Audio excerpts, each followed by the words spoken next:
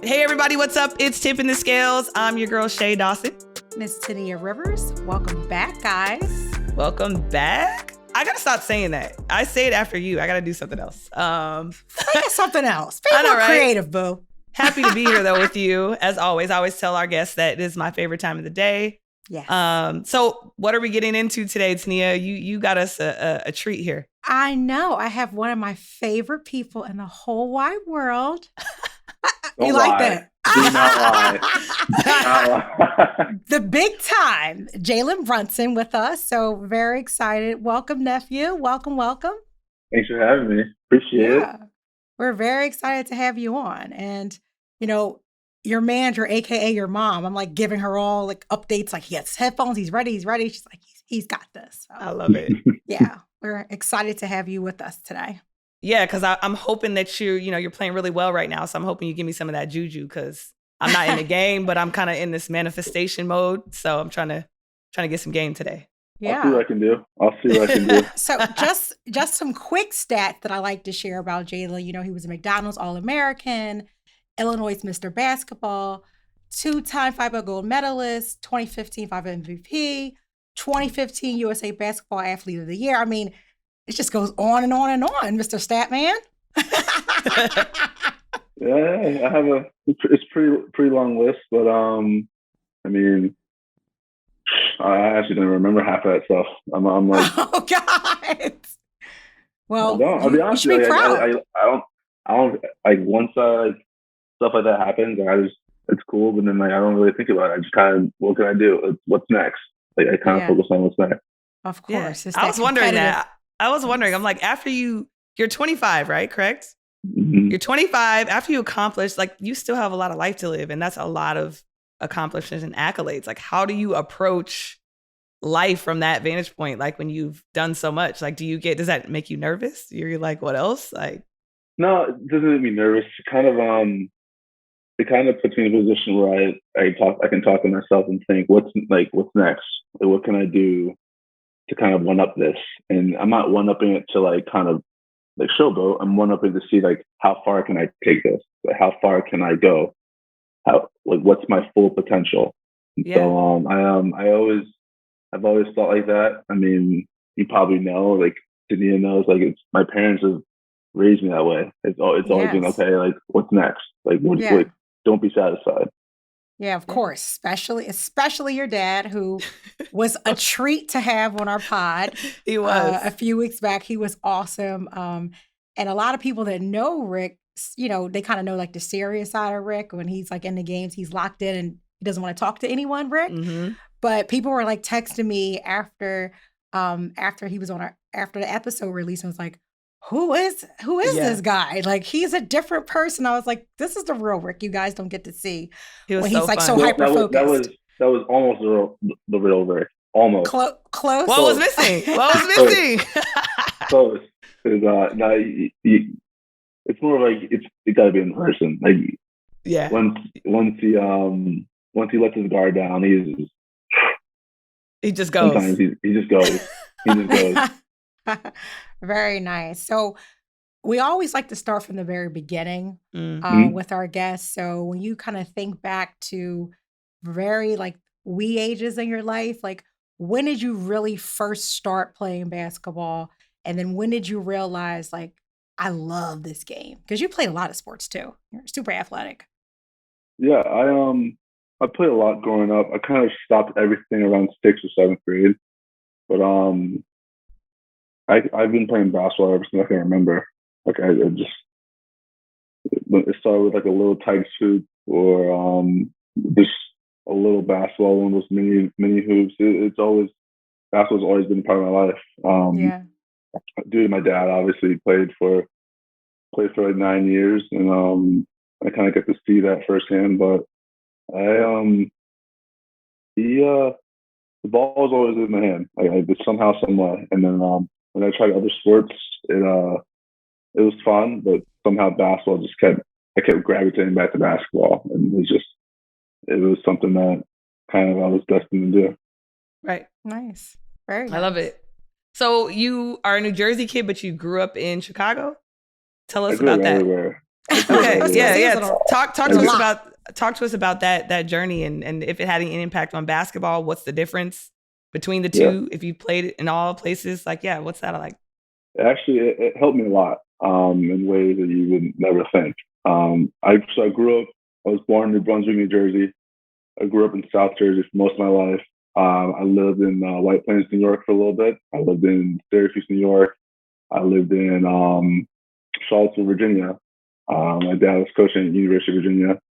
After that, moved to the Chicagoland area, so right outside of the city. My dad was with the Bulls then, and so once I started high school, my parents kind of had a rule of I'm not switching high schools. I'm going to finish my 4 years there. So once I started at Stevenson High School, I kind of was there until I graduated, and made my way back to the East Coast of Villanova. But with all that moving, it kind of helped me because it was always a new team, a new school, new friends, new teammates. And so everywhere I went, it was something new. And I always kind of learned how to adapt. Like, I got a new place, knew that each place was new, so I had to keep adapting. And so by the time I got to college or the NBA, the adapting part was easy. It was still very difficult, but I kind of learned of how to, mold to a new system or mold to a new this new way of living or a new way of playing or things like that. So that constant moving was, I mean, no kid wants to go through that, but it was pretty made life kind of easy as it kept going. Yeah, Like, part of your yeah, story. for sure. So when you think back to, you moved around a lot and you played in high school, you had, you were around a lot of people, especially just being with your dad being in the NBA. But when you think about the folks and the guys who were playing next to you on the court, how was the skill level in high school? Because you were, you played great in high school and was elite and elite players, but how was the competition around you at that time? I mean, at that time, Chicago basketball was on fire. Yeah. Talk about it. Let's talk about Chicago basketball was on fire. I mean, memorable moments, like when you. There are a lot of moments. I remember the top names I'm thinking of that we had to play were Jahlil Okafor, who was number one player in the country at the time. Yeah. Wyatt Parker, who was, arguably number one at the time. Played against Tyler Ulis, who was a beast. Different. Yeah, just different. Resilient. Next level. I'm trying to think who else we played. And then my senior year, we actually got invited to play a couple of national games. So we got to travel out of state for the first time. And we played Finley Prep, right? That was what team were you with? I was at Stevenson High School. So I was still at Stevenson. I stayed there. So we that was a real eye opener for us. Yeah.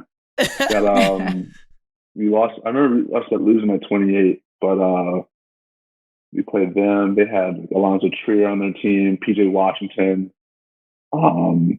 We played Chaminade with Jason Tatum, and we played Gonzaga, where Chris Jenkins went to high school. So we played them, and so we have to move around a little bit. Got to play a lot of teams, but the Chicago basketball at the time was difficult, very difficult.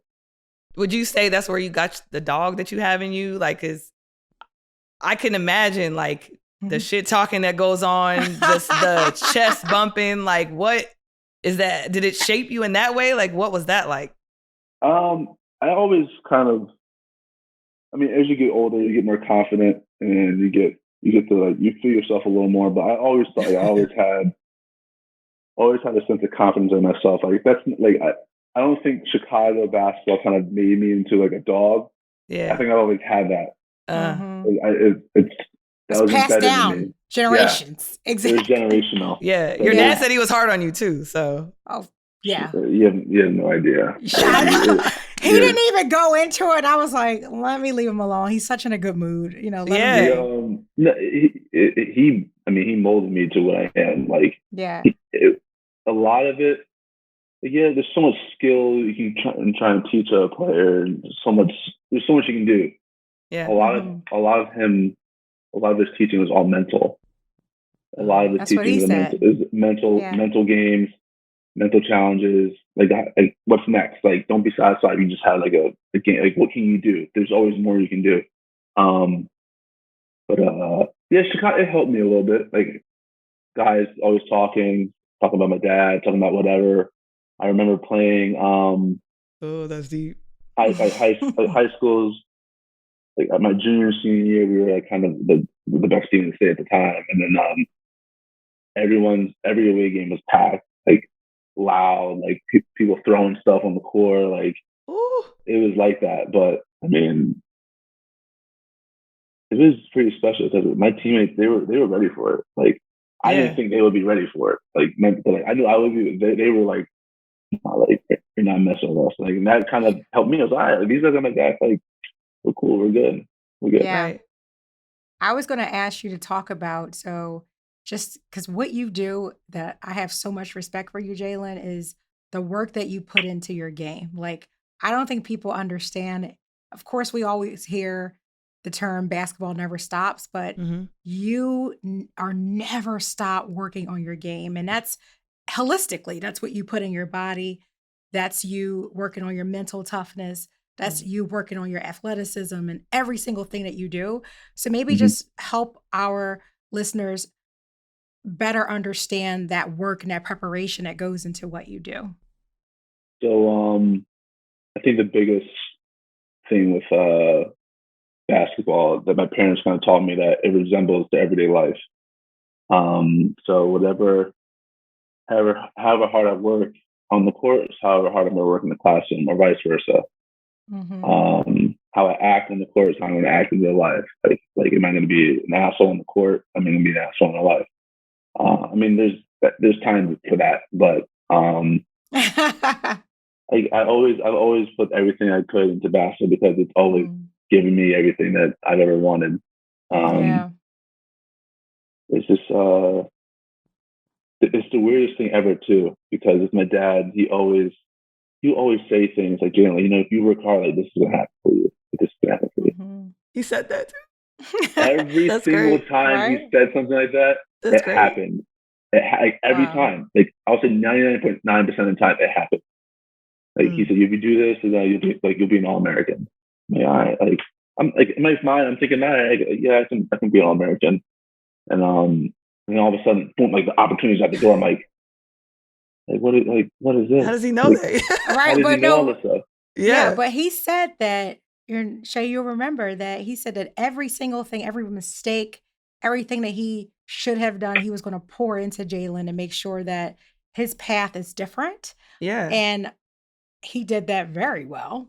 Yeah. So I think that's a reflection of. But sometimes Jalen. parents do that and it doesn't work out. So Yeah. it's like kudos to Jalen for listening and, just watching, observing, kind of like through osmosis, I'm sure. It's just like, that's not something that's easy to do, is to have someone tell you to do something and then you execute it. So like, what kind of player do you consider yourself? Like, are you a student of the game? Are you kind of like feed off the energy type of person? What is it about you that makes you so locked in? I think just being a student at all times kind of like, if everything falls into that category. Yeah. So if you're a student of the game, you're willing to learn from whoever, whatever, wherever. You're just willing to learn about anything. And being a student also means you can take some information in and be like, okay, I don't want that. Like, you can like, you don't have to take everything in and be like, all right, like, this guy said this guy said that. Yeah. Like, you can choose your own path.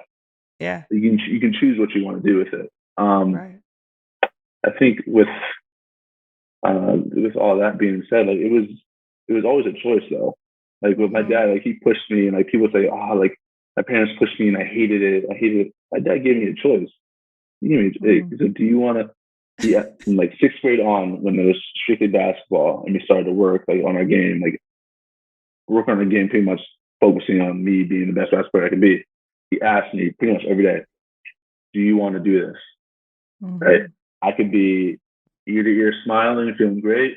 I could be just that day, I could be on the verge of tears or crying, like I'm pissed off, and my answer was always yes. Yeah. As much as I hated it sometimes, I was like, but yeah, this is what I want to do. So I'm like, I gotta listen. And he always gave me that choice, though. That's what I think I respected the most. Like he never said like you don't like you have to do this. Like he would kind of guilt trip me. He's like, yo, do you want to go work out? I'm like, yeah. No, yeah. Look, like, he knows you. He knows exactly what to say to get you to lock in. Like either way. So tell us a little bit about, we're going to bring Jay Wright on a future episode, but tell us about how it was playing for Jay Wright. You have either walk away from the experience loving him or you hate him. It's just as simple as that because he is hard and he pushes you beyond what you think where you can go. So shout out to Jay Wright. We can't wait to have you on. But I know we shout you out like every episode. So I know. So it's destined for you to come on, Jay. Okay. But how was it playing for him? It was honestly great.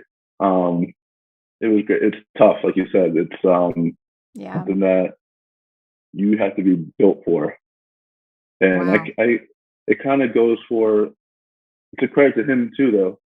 He recruits the people that he knows that he can push.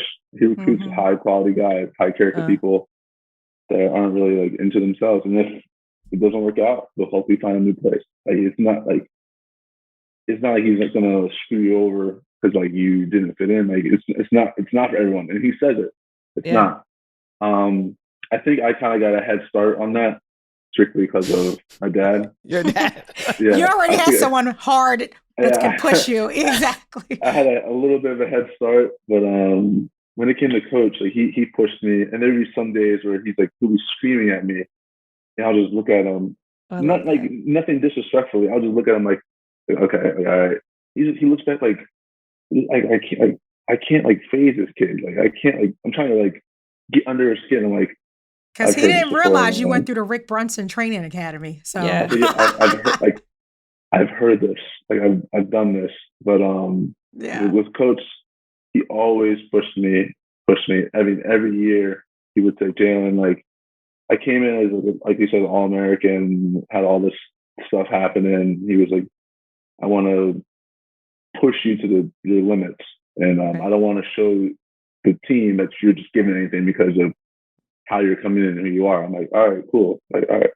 And then the next year, kind of got a little bit more of a role. He was like, all right, the same thing. I'm just going to push you like to the brink. I was like, all right, coach, I got you. And then my junior year, I'm thinking, all right, trying to get a little bit like a leeway, a little room to say, like, a little rope.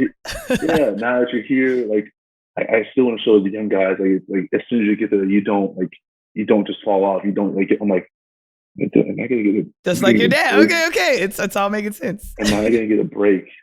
But I mean, like he kept pushing me. But I think to this day, like no matter what coach I have or whatever going forward, Coach Wright and my dad, like there's no one that's gonna be able to break me. There's no one's gonna be able to make me just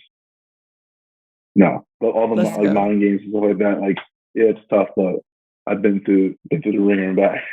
Oh, I'm getting chills. Right. I'm getting chills. I know, so, that's real. Like, it's just almost like, it's like you are going to be such a better leader for kind of going through the gauntlet of life, right? Like having two guys. But so what about Villanova attracted you? Like I heard I think Kentucky was in the picture at the time and you got excited about that. What was it about Villanova? It wasn't Kentucky. It wasn't Kentucky. What team? It was Kansas. Kansas. When Kansas came to a high school, he pitched like Bill Self, like he pitched like Kansas. I'm just like, I was like, I was like, yo, sign it right now. Where's the pen and paper? Where's the pen and paper? Right. But I think what attracted me to Villanova most is obviously back out east, which I mean, just where I'm from, where I'm comfortable. Yeah. But everywhere I went, the teams, every place I visited, the teams, like they were kind of like, I don't think cliquey is the word, but they were just like, everyone had their own little pod. Like these people over here, these people over here. Like, I mean, at Nova, yeah, like we had like a main like people that we hung out with all the time, but that atmosphere they had when they were all there, yeah, no other school I thought matched that. yeah, That's Right? good. No other Yeah. school matched that, and I was like, without even stepping on the court with them or knowing how these guys play basketball, I was like, these are the people I want to be around. This is what I want to be around. And I think basketball is going to take care of itself. Yeah. Because it's just how it was going to be how the cookie crumbled. Like how all those people were in that room, they all had the same mindset, all had the same. I'm like, this is it. And like, they wanted to win. Like, they were good. Like all the other places, some places like, hey, like yeah, like you can come in, you can be like that guy, you can be like him. I'm like, yeah, that sounds great, and it's very intriguing. Like, trust me, like who doesn't want to be the person that's like talked about, like has all notoriety, all that stuff. Right. But I wanted to win. I wanted to win. Was it hard when you left Nova because remember you guys were winning all the time? And I know for Mikal, when he left Villanova, and remember his first year, they lost like all their like a gazillion games. Yeah, because it's like a mindset. Like you are in that winning mindset that it like does something to you when you're losing. So how did you balance that as you shifted to the NBA? Because it's different. Great question. You gotta go through it. You gotta go through it. Like that was rookie year was tough. It was a emotional roller coaster. You go from getting drafted, now just to be on that mountaintop, and then like once you get like the training camp, we kind of like put back down on the totem pole. You're like, I gotta work my way back up. And so then, with that being said, like, sometimes you don't know if you're going to play, how much you're going to play. Right. Sometimes you're just happy just to get in the game. And then once you start getting a little rhythm, momentum, like playing, I mean, all of a sudden something could happen, and then you can just be at the rotation again. It's just, it was always something like rookie year. It was always a roller coaster. Yeah. And you're going from living with like your teammates every day to being on your own. Yeah. Talk about it. So now you're on this roller coaster, and now you're by yourself. Emotions, and you're by yourself. So it's like, everyone thinks, you're making millions of dollars to play basketball. Like, yeah, that's great, and it's true. There's a whole different part of that. Like now you see athletes coming out with like mental health stuff and how it's real. It's real. Some players, some players may be worse than others, but there's definitely gonna be something that happens like that. And I don't want to say like I went through the ringer with that, but I always had to keep myself in check. Like, how am I feeling? Like how am I? Like, it's great. And it was tough. It was very tough. Yeah. I had a lot of athletes that I worked with in the NBA at the Sixers with T. I was on the player development side off court. And, we'd be riding in the car, going to an event. You guys have events that you have, contractually. We'd be going to an event, and I can't tell you how many times, they get to talking about things and they're like, man, college was so fun. I wish I could have stayed in college. I mean, like #1 draft picks, like that type of thing. You know what I mean? Where you're like, everyone thinks it's so glamorous to be in the NBA, but people don't realize going to the NBA is now more of a job than an actual right? And it's a game. It's like a strategy game of like, today I got to set goals and I got to walk in and I got to meet those goals, like those short-term goals, right? Like it's not just fun and games or making money, like you said. Yeah. And with that all being said, we're losing. Losing. On top of that, you're not even winning games. You're losing. Yeah. I had 3, I think my rookie year had 3 6-game losing streaks. Oh my goodness. 3. So walk us through that. What is pregame like, knowing that you guys are not winning? Post game, when you're getting on the plane, when you go home, what is that? What is it like? Is it glum? Are there coaches trying to motivate you? Yeah, they try to motivate you. They try. To try. To be honest with you, they try. Sometimes it's just hard to hear. Let's just be honest. Like even no matter where you are, who you're playing for, sometimes it's just hard to hear things when you're losing. Mhm. It's easy to hear things when you're winning. Like, yeah, like, you want to hear some of the stuff.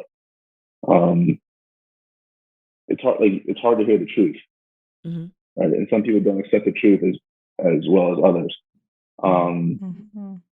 There's always for me, like, on top of losing, like, you're coming in every day. You know, you're trying to have a smile. You're trying to be like have a smile on your face, right? Just to be like up and ready to go. Right. So you Trick walk yourself. in, yeah, you walk in, and some people are just like kind of like going through the motions or doing whatever. Just like, well, no one wants to be here. Then like I look like an idiot trying to, as a rookie, like, you look at trying to bring everyone upbeat. Everyone's like, just relax, just Right. relax. Yeah. Right. It's almost too cool to be like to be yourself. It's too cool to kind of want to, bring the energy up when everything's down. Yeah. To be Everything, like, let's go, guys, like that type of thing. everything, everything's like just too cool. Yeah. And so, yeah, rookie year was tough. That's It a was, huge transition. Yeah, that's a big transition from playing college to now playing on a big stage, and you're in a city in a different state alone Yeah. without your yeah, family, and you're coming from this place where you guys are like I heard you say pretty much all the time, all of you, that you guys were brothers. So you're hanging out with each other for majority of the day, before after games on your own time, and now it's like these are men who are walking away from games, going home to their families, Yeah. and you're going home to your empty place. So, again, how do you just as a person, because I think not only is this beneficial for people who play sports or those who aspire to do so, I think it's helpful just as a life lesson that Right. how important it is to have that mental toughness and understanding that you have to embrace what you have now in order for you to look ahead and kind of get over the hump. yeah. So was it your parents? Like what helped you through that transition? Because we all need help. And I'm so happy to hear you say, and you know, shout out to you for doing that in terms of making sure that your mental is okay. Like Yeah. never looking away from that because people do that all the time. And Yeah. that's how they have breakdowns later on because they don't recognize and realize when, hey, you gotta wave the flag to say, I need help. Mm. So what helped you get through that tough transition? I might need you to re-ask that question because this last part was all on my mind the whole time. Yes. So going through all that, the transition, for me, this is I think this is like the part where I have to check myself the most. So Okay. I'm Tell us about it, Jalen. I will. I'm telling you about it. I'm telling you about it. We You have a good have story. we had four players on our team that year got drafted. Mhm. Me, Mari, Mikhail, and Dante. Mhm. So in my position where I was team leading scorer, national player of the year, All American, all that stuff, to be the last one drafted from my four teammates, I'm like, okay. And and no disrespect to them. Yeah, Yeah, I love them to death. No, this Yeah. is Love them to death. transparent. No, This it's is I'm just good. good. I'm like, okay, all right, a little gut check, but Mm. go Yeah. for it. And then when beginning of the year, really, when I wasn't playing at all, and seeing those guys play more than me, I'm just like damn, like, do I belong here? Like, do I belong here? And then like those are the questions that are like constantly running through my head. Mhm. And then at one point, I was like, all right, Jalen, like, you cannot compare yourself to these people, right? The path is different. Everything is different. The situation is different. You can't compare. So I think the biggest part of me transitioning in the NBA was I can't compare myself to, let alone my best friends, my old teammates, to anyone. Yeah.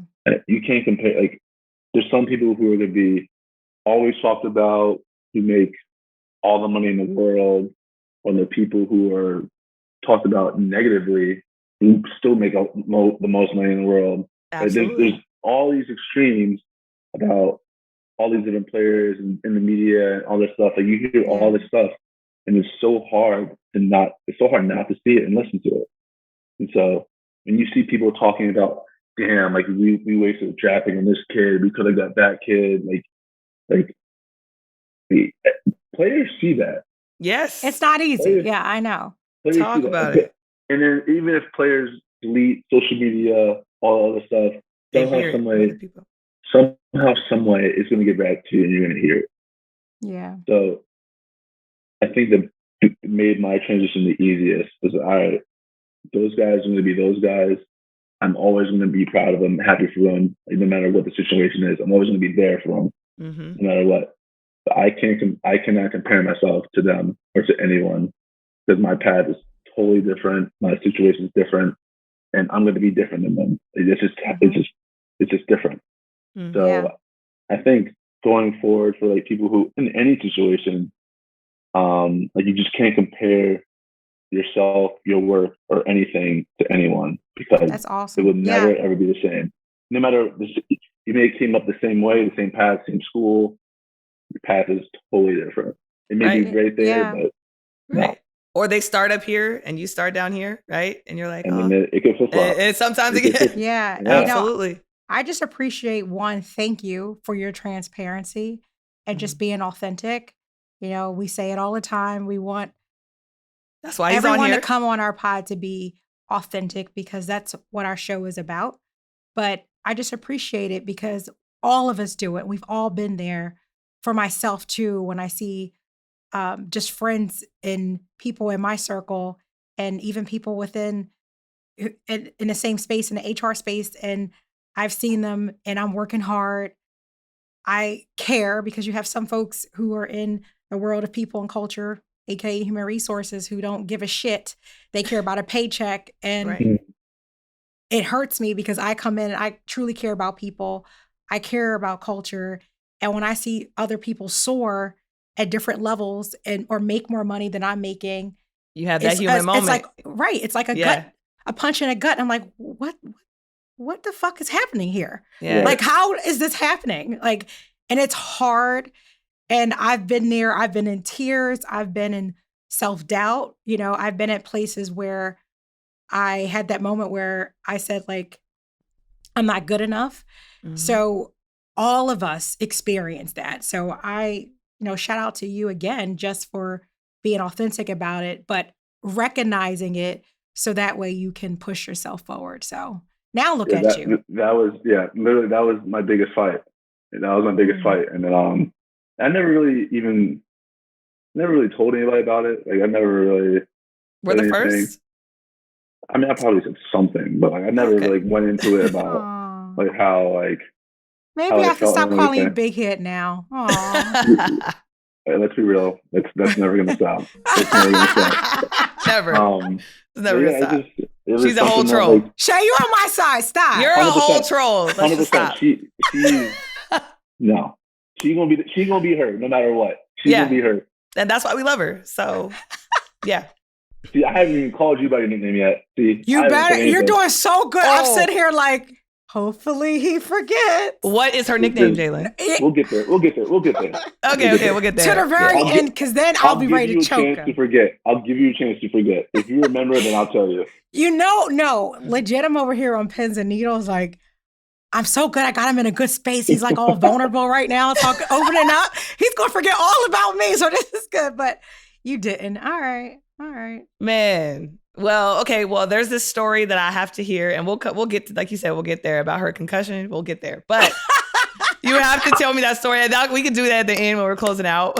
So, but Shay, why do you have to say the C word? You're so wrong. T, I'm sorry. I love you sometimes, but sometimes I gotta strangle you too. I know, but that's I'm a little sister, so that's what little sisters do. Facts. Yeah. But so, and I want to go back to Jalen because he literally was hitting on my heartstrings right there with just that story. Because like you said, grown man now. God, we all do it. We all do it. And I work in the business with men, lots of men. But I am head of athlete relations at Overtime, right? And like my job is to find talented young athletes, try to pitch them to our content team to make content. But it's like it's such a song and dance when it's like, you feel like, since I'm a woman, I feel like sometimes like, oh, you know, maybe they're not going to listen to me. Maybe they're not going to listen to that kid or trust my evaluation of a player. You know what I mean? Just because I'm a woman. But I'm like, I don't want to brag on myself, but like, yeah, like I think I evaluate talent pretty well. Like, okay. you know what I'm saying? Like, yes. I went to go get a bunch of athletes this year. Amari Bailey, we did a great story on him. Not that people didn't know about him, but I think I want to say I got him like at the right time. You know what I mean? A kid that's highly touted. You know, Mikey Williams, like got him at a good time when he was on his way up. Like, you know, so it's like some of those things I can take from you where I'm just like, dang, like I got to stop comparing myself to them. That's a whole different thing. Like my path is my path. You know what I mean? Right. And knowing who you are. And knowing who you are. Not forgetting about that. Yeah. So how did you come out of that now, right? Like, are you talking to yourself? Is it something that you do constantly and say like, oh, you know what? I got to stop doing that. And then did you carry that into your sophomore season? How did you came through your rookie season, you weren't playing that much, and now you are. You know what I mean? Now you're doing amazing things. So like, how did you start to recognize that you were, you know, coming out of it? It's a great question. Yeah, it was great. I don't really know when I started to kind of, because honestly, it kind of crept into my second year too. Like it never really, honestly, it never really goes away. Yeah. Like even to this day, it may not be as drastic as it used to be, where I'm always thinking like about just everything. Right? You don't believe it. It may not even be me comparing myself to like my peers or other things. It can be just me, just comparing myself to me. Like, right. And I used to do this. Like, why isn't it so difficult now? Like I used to do so easily. Like I don't want to say you're always in self-doubt, but you're always kind of, for me, I kind of just question everything. It's just a natural human thing to do. But I think the best thing I do is that when I question myself, I'm like, all right, well, I've already, like studying for a test, I've studied for this test. I've done everything I can. I've prepared myself for whatever situation I'm in. So there's no reason to feel like that. Right. There's no reason to feel like I'm not ready, because I do. I put in the work. I do all that stuff. Yeah, like I'm. Yeah. Like, don't get me wrong.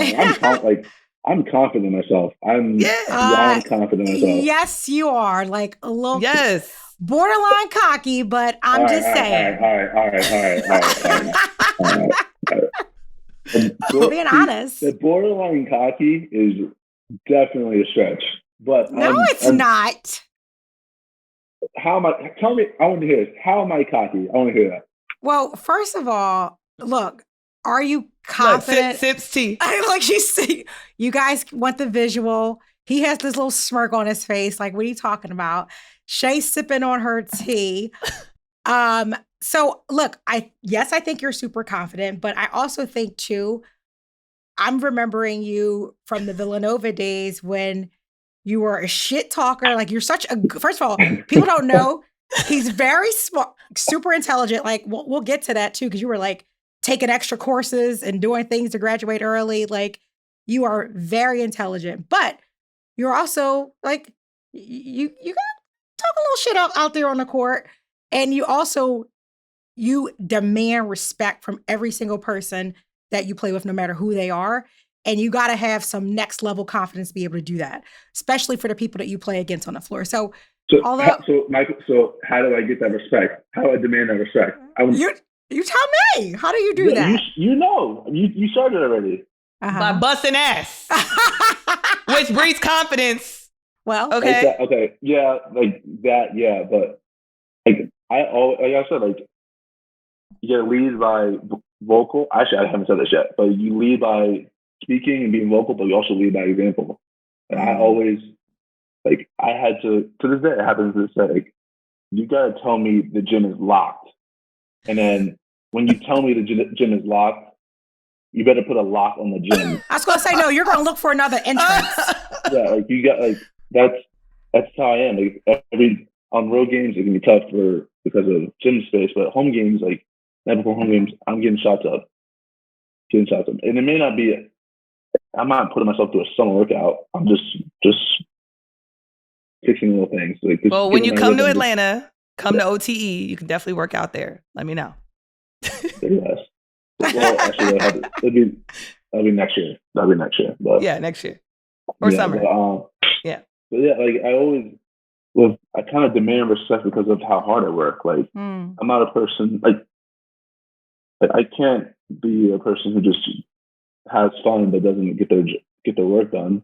Like, I like to have fun, I like to hang out with my friends and stuff like that, but I don't do that unless my work is done.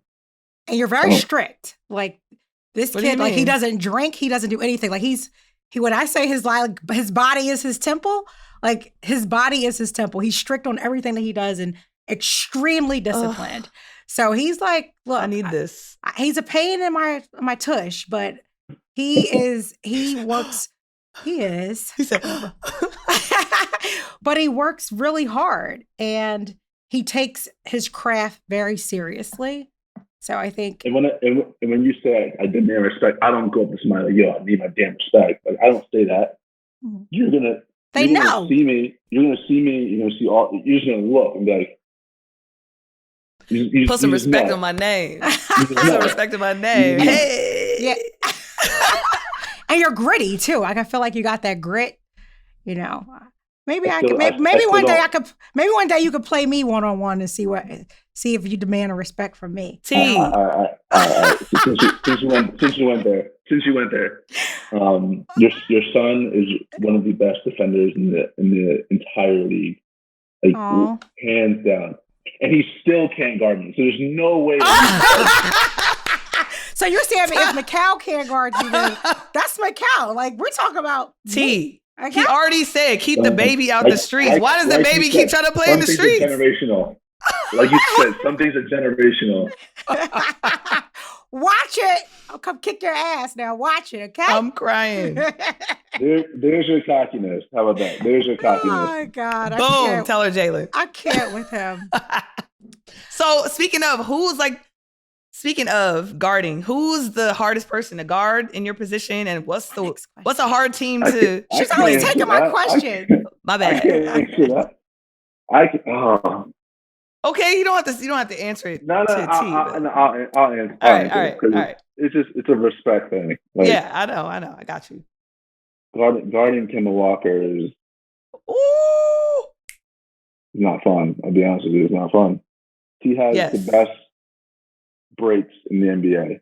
He can go full speed and then stop, and then go the other way, and you're still going in the direction that he started going first. Like he just. I don't know. Like I agree. He makes you look like a fool. He makes you look like a fool. I'm with you. I drove 7 hours to Arizona for the Sweet 16. No, Elite 8. Sweet 16. Kemba played my brother's team, which was San Diego State with Kawhi Leonard and all that team at the time. Mm-hmm. We're beating UConn the entire time. I say we, San Diego State. The entire time. Halftime comes. One of our guys, Jamal Franklin, walks over to Kemba. They're like going to the benches or whatever and nudges him. And Kemba falls on the ground. After that halftime, man, when I tell you he went off, I was like, what in the world? Like national champs. I was like, so I definitely have a Kemba Walker, literally respect for that man. Like single-handedly just so hard to guard. So it's just, it's unheard of the things he can do. At his size, it's crazy. It's crazy. Man. What's your most proudest moment, like so far? Like you know, I think Rick had mentioned that you and Mikal are going to play in this league for a very long time. So you got a lot of years ahead of you, which is very exciting because I still think, you know, although you're playing great, I think there's more to Jalen that folks just haven't even seen yet. But to date, like what has been your most proudest moment so far? Proudest moment ever or NBA? NBA. Both. So let's start with them. Let's do both. Start with proudest moment in the NBA hasn't happened yet. I would say just getting drafted then. Okay. That's the most I don't think my most proudest moment would be hopefully when I win a championship. Okay, good. That's just that competitiveness, pushing for greatness, never stop. Yeah. And when I think about it, I truly do not have I've had like career highs and stuff like that, but my career high was on an L, so that doesn't really count. But it hasn't happened yet. All right. All And what about, time. all time. Yeah. All time. Yeah, all time. I got a couple. I think one that's underrated is whenever I go home to my parents' house, I see my dad, myself, and my dad's McDonald's All-American jerseys in the same frame.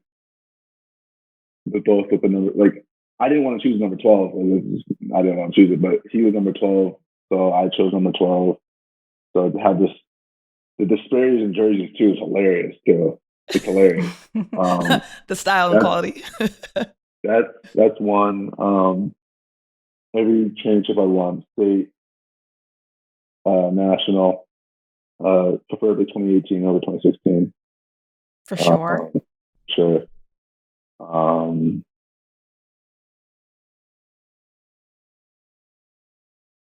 Yeah, anytime I won, I won a championship. Like, that's what you Winning.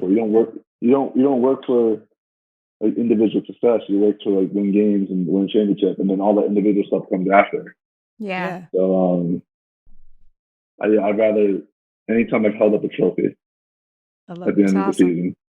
Yeah, it's like a Jalen shrine when you go over his parents' house. It's like, Yeah, that's what I say. I was looking at all his accolades. I'm like, he's only 25, and you walk into their house. It's like, so much. Go up the steps. You see stuff with Jalen as you're going up the steps. It's amazing. I love that. So proud of you. And you'd also be surprised how many guys in the NBA are not that they're not competitive, but are not there to win. Like, you know what I mean? Like, that's why I'm sure it was hard for you, because some people are just like, I'm in the league, I'm about to go out, I'm about to do this. And like, there's some guys who are like JJ Redick, I know, like locked in, like I'm trying to fucking win. I'm going to the gym, I'm getting my shots up. Like, I'm really trying to win. Mikal is one of those guys. He wants to win so bad. So it's like, I can understand that challenge of like getting on a team that's like everyone cares about winning and winning a championship. Like, they say they want to win, but you know. They say they want to win, but your actions speak louder than your words. Right. What do you do to prove, not just to yourself, but to others that you want to win? Yeah. Yeah. And even if you're doing everything right, which sucks about this business, they can ship you off somewhere else. Oh, yeah. Right. And the way they do it, I hate the way they do it. Yeah.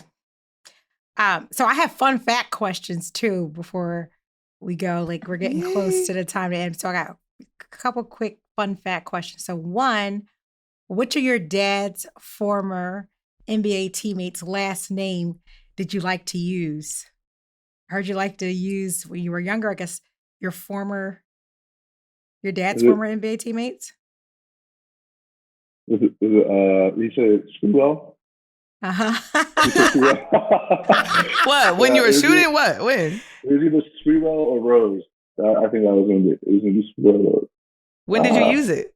I don't remember. I really don't. I really don't remember. Of course, I got these fun facts from one of my besties, your mom. And she's like, you got to ask him this. So one more question she wants me to make sure I ask you. Don't give me that look.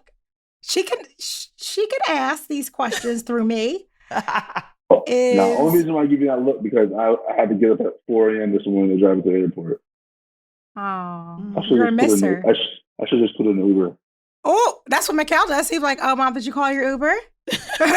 He does. I take an Uber. He's not driving me to the airport that early anymore because I take 6 a.m. flights. Tell him, Jalen. That dude. Was there games that day? It's normally the day before a game. Yeah, right after. So that's how I plan my schedule. No. So I am leaving after a game. Night? Yeah. Is there a game that night? Get him, Jalen. Him taking you to the airport. Is there a game? No excuse. No, I don't want to hear it. I don't want to hear it. Next question. I don't want to hear it. Okay, next question. What NBA player's fashion style did you like to emulate? Fashion style on the court? It has to be on the court. I can't see on the court. Yeah. You weren't wearing big jeans or nothing like that. Hopefully not. I would say, is it Allen Iverson? Mm-hmm. Yeah. AI. And what makeshift armband did your mom ask you? Did you ask your mom to make? That's my last one. I used to get her socks and cut like arm sleeves. Did you draw on it, or you just had the armband? No, they were usually like they weren't.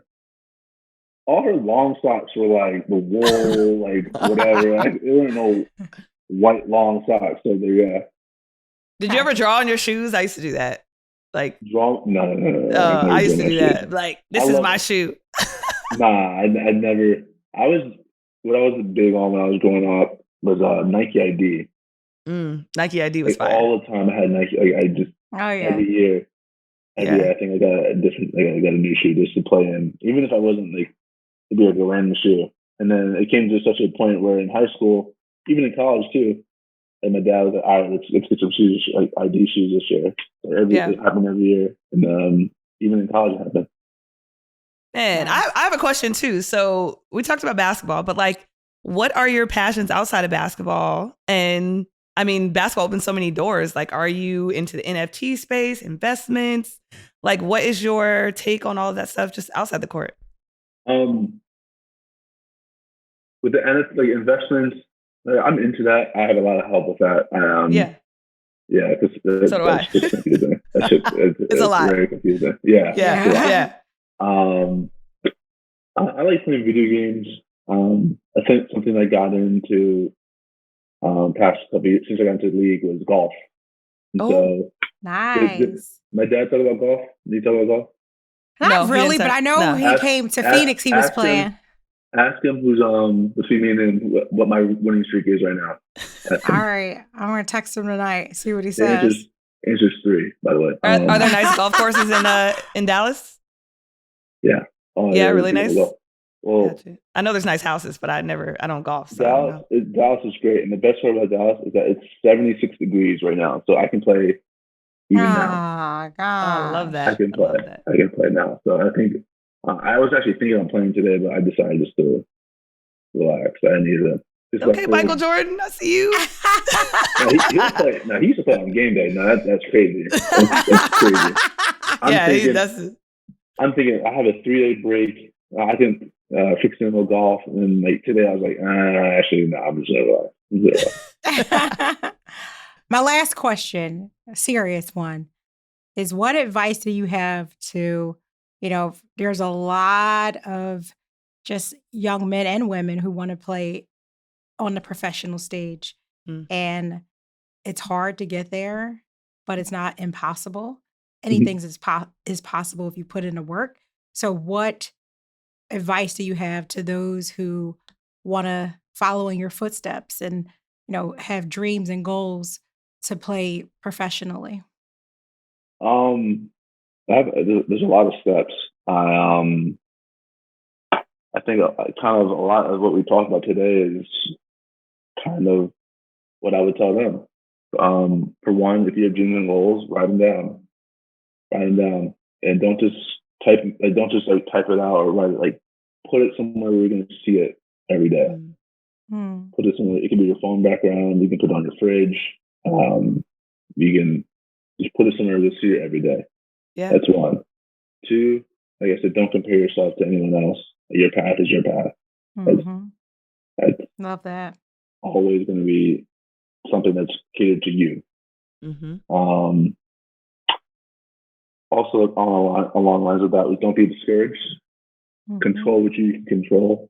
Don't worry about the anything that's on the outside that could kind of push you off track, right? And there's some things that may push you off track, like injuries or something. I don't know what could happen. Injuries or something like that. Like just remember, like if you're really truly about what you say you are, you do anything in your power to make that dream try and come true. It may not come true, but you're going to try your hardest until I guess you decide, all right, this is it. Even if it's not it, like you're going to get to a point where you're not at your goal, or you don't have enough left. That's okay. Right. I mean, there's always going to be a plan B. Always going to be a plan B. The question is, how prepared are you for that plan B? So, I love that. Yes, I love that. Just be prepared for whatever can happen, and and surround yourself with people that aren't just going to tell you yes. You need some people that are going to say no, hell no. I don't think that's a good idea. You need people like that. And if you find people who are like that, like my best friends from high school, like my college teammates, you keep them around. And you don't got to talk to them every day, but just know that they're there for you when you need to talk to somebody. Well, I can keep going on. I honestly keep going on, but yeah. Love it. Oh, well, we have to have you back for a session like that, because that's what I need to hear. Dropping them grown man diamonds right there. Yeah. And then you'll have to tell me the tea story maybe offline, because I got to hear it. So. All right, I'll save it for offline. Okay, I'll save it for offline. Well, thank you so much. This before you sign up. That's I'm being nice. So whenever something happens going forward, right? I'm blowing up your spot. Blowing up your spot. I got you. Well, you know what? I took good care. Remember, I think it was either Thanksgiving or Christmas. One year you came and I was tired as hell. I put away all that food, was in the bed, sleep, and Mikkel was like, Mom, can you get up? Jalen wants a plate. I was like, why are you guys just telling me now? I didn't clean the kitchen, put it away. I was in the bed. He was like, okay. That is not my fault. I told Mikkel that days or weeks before. I said, yo, Thanksgiving. Typical Mikkel. Okay. Yeah. Okay. Typical Mikkel. I was like in the bed, going to sleep, took a shower, cleaned the kitchen, put everything away. He was like, Mom, Jalen's hungry. He's after the game. He was really looking forward to getting a plate. I was like, oh, why didn't you tell me? He's like, he's hungry. I don't know. Can you please get him a plate? I'm like, I got up, tired as hell, took all that crap out the refrigerator, and made you a plate because I care. So she was definitely annoyed though. She was definitely she was like pissed.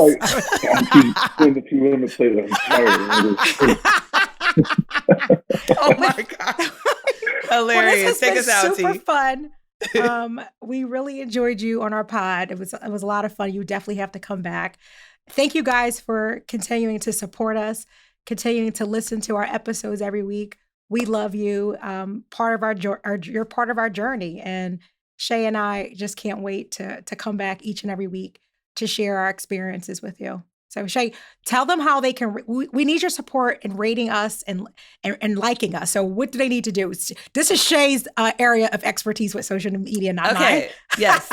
Well, first, go follow us on Instagram, Tipping the Scales Podcast, Tania L. Rivers, also Overtime Shay. But also in the App Store, wherever you get your podcast, Spotify, Apple Music. What did I say? Apple Music, Apple, iTunes. Yes. Go in there. Follow us, like it, leave us a review. It really, really helps us. There's not many Black women doing this, so we really need your support, and share on Instagram. So we really appreciate it. Awesome. Thanks, guys. Thank you, guys. Thanks, Jalen. Thank you.